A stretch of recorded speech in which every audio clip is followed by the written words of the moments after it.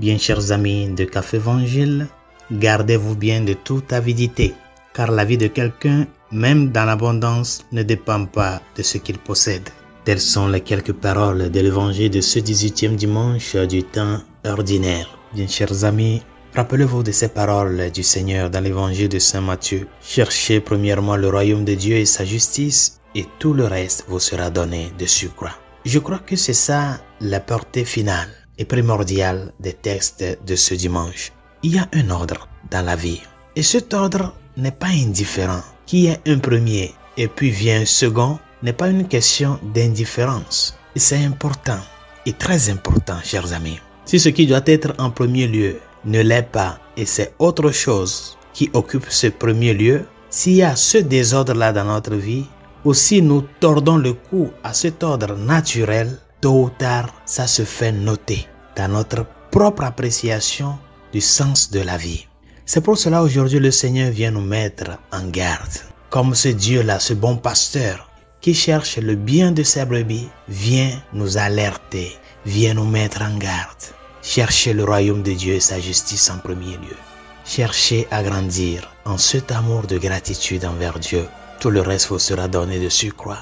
Et ça, ce ne sont pas seulement des paroles, c'est une vérité. Une vérité que si celui qui vraiment embrasse ces paroles va l'expérimenter. Aujourd'hui, beaucoup de gens courent derrière les biens matériels qui ne sont pas mal en soi. Nous en avons besoin pour notre vie, pour notre croissance, pour notre cheminement sur cette terre. Nous avons besoin des biens matériels. Mais ces biens matériels ne sont pas ou ne doivent pas être notre priorité. Quand vous prenez par exemple la vie de ces grandes personnes-là qui ont fait beaucoup de fortune, des grandes fortunes, le pire, c'est ces personnes qui ont fait des fortunes en versant du sang humain, en détournant des biens publics. Et aujourd'hui, nous le voyons encore. Des présidents de république, des chefs d'État, des ministres qui s'accaparent des biens publics et construisent des maisons partout, des maisons où ils ne vivent même pas, et construisent des châteaux partout qui au final, ils ne vivent même pas dedans, qui quittent le pain de la table du pauvre pour se faire leur pain. Quand vous voyez la vie de ces personnes après leur mort, vous voyez que tout ça là qu'ils ont fait là, ça reste sans aucun entretien, en débris. J'ai une fois vu une vidéo sur les constructions de Mobutu Sese Seko, ce grand président congolais. Tous ces châteaux là qu'il a construits qui sont restés dans la brousse, maintenant c'est de la brousse. Personne n'utilise. Et c'est comme ça aujourd'hui, il y en a plein. Quand nous prenons les grands trafiquants de drogue, qui se sont fait de l'argent, ils ont détruit les gens. Pour eux, c'est fortune, avoir. Beaucoup sont morts aujourd'hui. Tout ce qu'ils ont laissé, c'est un débris. Tout ça là, pourquoi, chers amis? Si nous n'arrivons pas à partager, à avoir un sens humain pour dire le peu que j'ai, le partager aux autres, à quoi bon sert la vie?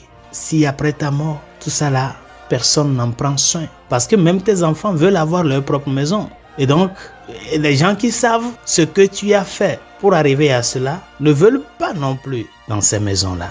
Et c'est l'argent du pauvre. Ce qu'il doit manger, on le quitte et on se fait ce genre de trucs pour du rien. Après notre mort, tout reste.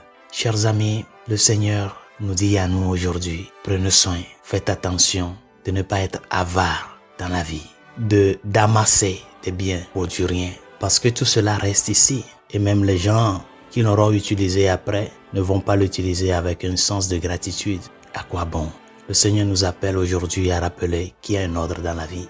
C'est Dieu premièrement. Si vraiment tu as crainte de Dieu, ce que tu gagnes, même si c'est à la sueur de ton front, tu verras qu'il y a quelqu'un qui aussi en a besoin, qui n'arrive pas à joindre les deux bouts. Ce que nous gagnons, c'est pour le partager. Mais ne plaçons pas notre espérance, notre vie en ce qui est passager. Deuxième position, chers amis, le jeune homme de la parabole de ce jour a posé une question à Jésus. Dis à mon frère de partager avec moi notre héritage. Et Jésus de lui répondre, qui m'a donc établi pour être juge ou l'arbitre de vos partages. On peut dire que le Seigneur n'a pas été courtois avec ce jeune homme.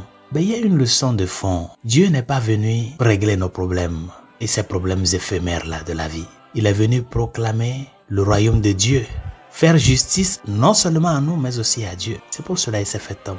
Ce n'est pas pour nos petits différends là. Pour nous montrer qu'il y a quelque chose de très important dans la vie. Et c'est ça que nous devons chercher. Voyez la différence avec le jeune homme riche. quand il a posé la question à Jésus, que dois-je faire pour avoir en héritage la vie éternelle? Là, Jésus l'a répondu. Il a répondu à celui qui cherchait gagner la vie éternelle. Mais celui qui veut construire son trésor sur cette terre, dans les biens éphémères et matériels, il lui a dit, je ne suis pas dans votre chose-là. Cherchez la vie éternelle. Parce que c'est pour cela que Dieu s'est fait chair. Ce n'est pas pour avoir les yeux fixés sur la terre, mais les yeux fixés sur ce qui ne passe jamais.